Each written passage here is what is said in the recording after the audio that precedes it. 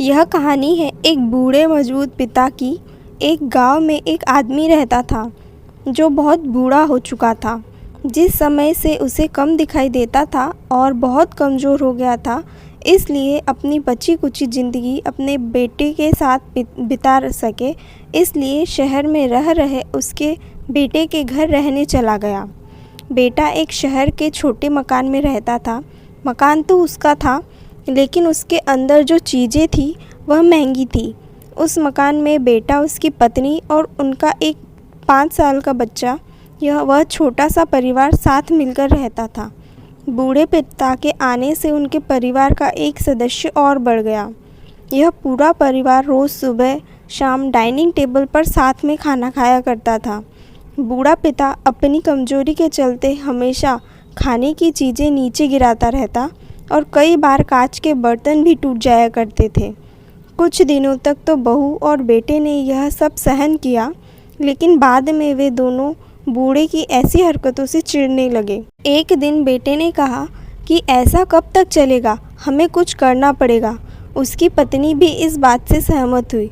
अगले दिन बेटा कहीं से एक पुराना मेज लेकर आया और घर के एक कोने में उसे लगा दिया और अपने पिताजी से कहा कि आप यहीं पर बैठकर खाना खा लिया कीजिएगा।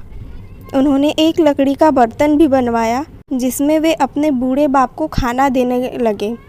अपने कांच के कीमती बर्तन बचाने के लिए अपने बूढ़े बाप को लकड़ी का बर्तन देने में उन्हें जरा भी शर्म नहीं आई।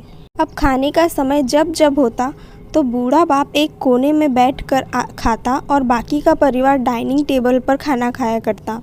डाइनिंग टेबल पर बैठे बैठे दोनों पति पत्नी कभी कभी अपने बूढ़े बाप की तरफ देख लिया करते। बूढ़े बाप की आंखों में उन्हें आंसू भी नजर आते, मगर अनपढ़ जैसे कोई असर ही नहीं होता।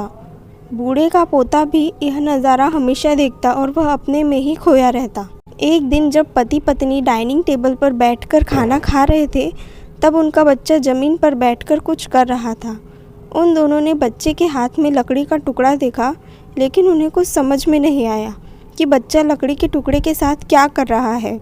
जब बच्चे के पिता ने उसे पूछा कि बेटा आओ खाना खा लो, तुम नीचे बैठकर क्या कर रहे हो, तब बच्चे ने भोलेपन से कहा, अरे मम्मी पापा, मैं आप दोनों के लिए लकड़ी का बर्तन बना रहा हूँ ताकि आप लोगों को जब आप बूढ़े हो जाओ तो दिन में खाना दे सकूँ। अपने नादान बेटे द्वारा दी गई यह सहज बात दोनों के दिल में तीर की तरह उतर गई।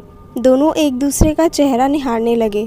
बिना कुछ कहे ही दोनों की आंखों में पानी आ गया और उन्हें अपने भविष्य की किताब अपने आप को आंखों के सामने खुलती हुई नजर आई।